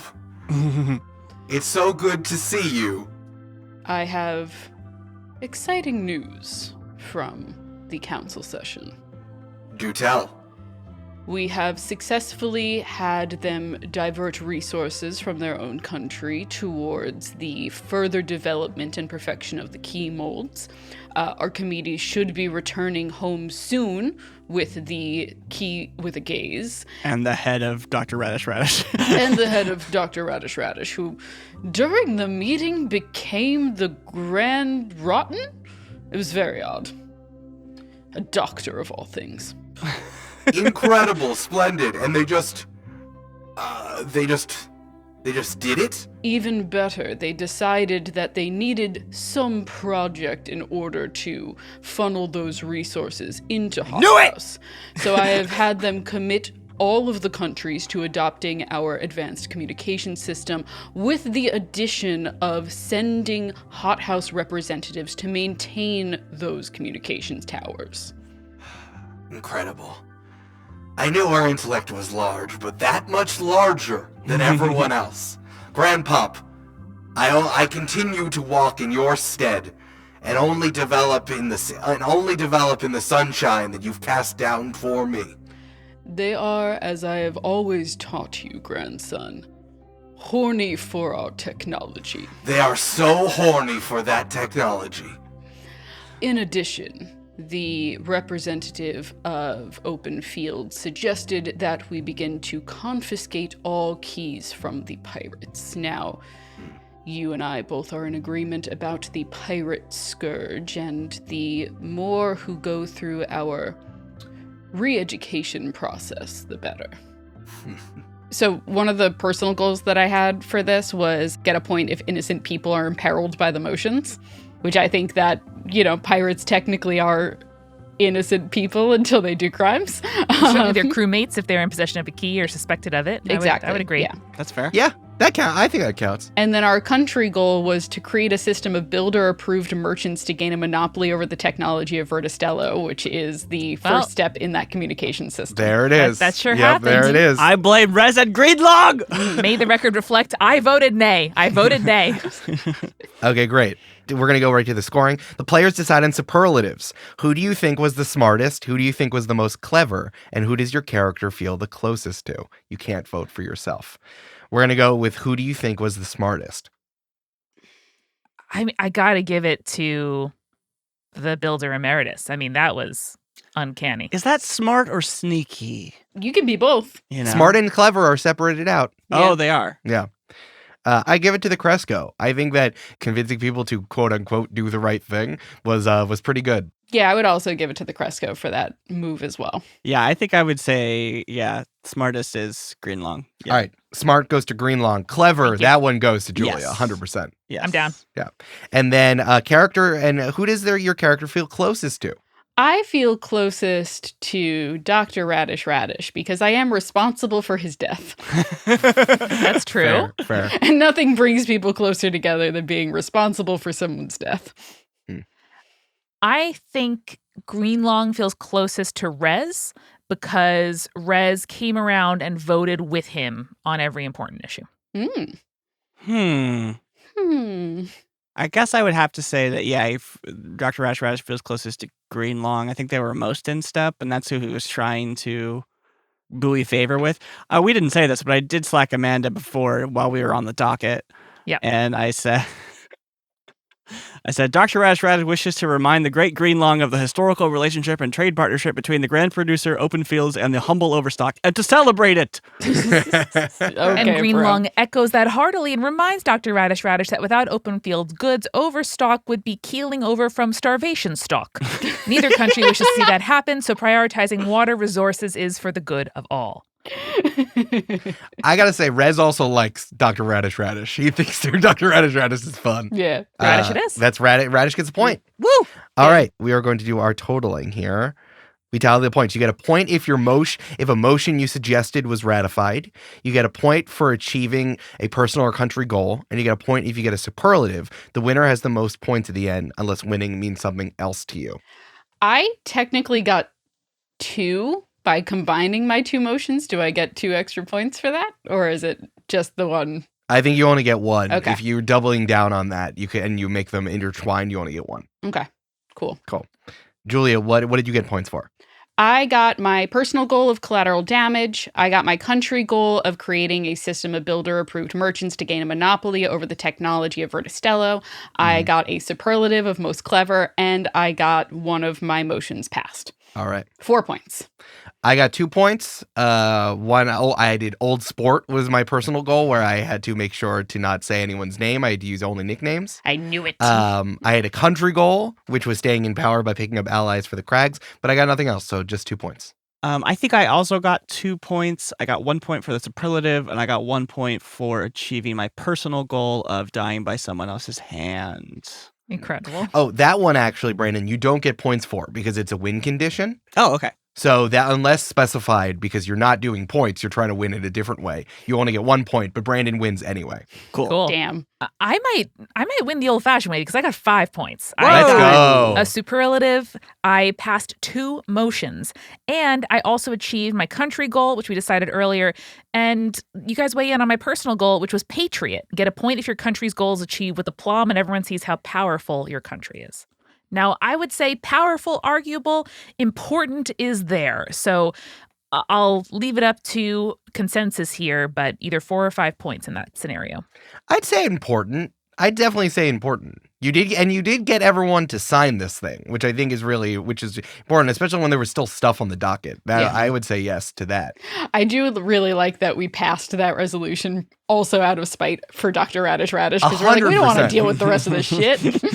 Yeah, so I'd give you that because it was even overstuffing other people's intentions. I'd give that to you. That's 5 points for Amanda. Amanda and Brandon win Model Your Nations. Damn, dude.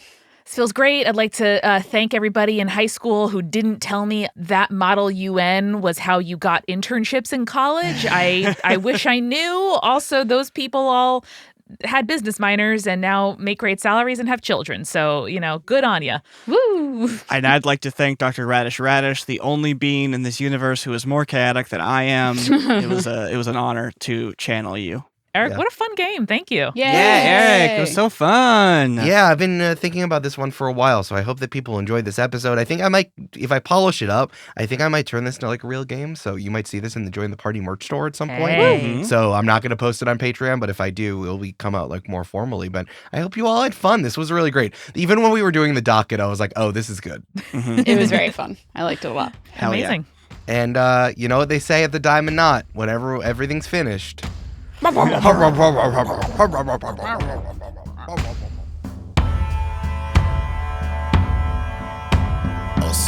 you a song that all green folk know. until the water falls home. That only began 50 years ago.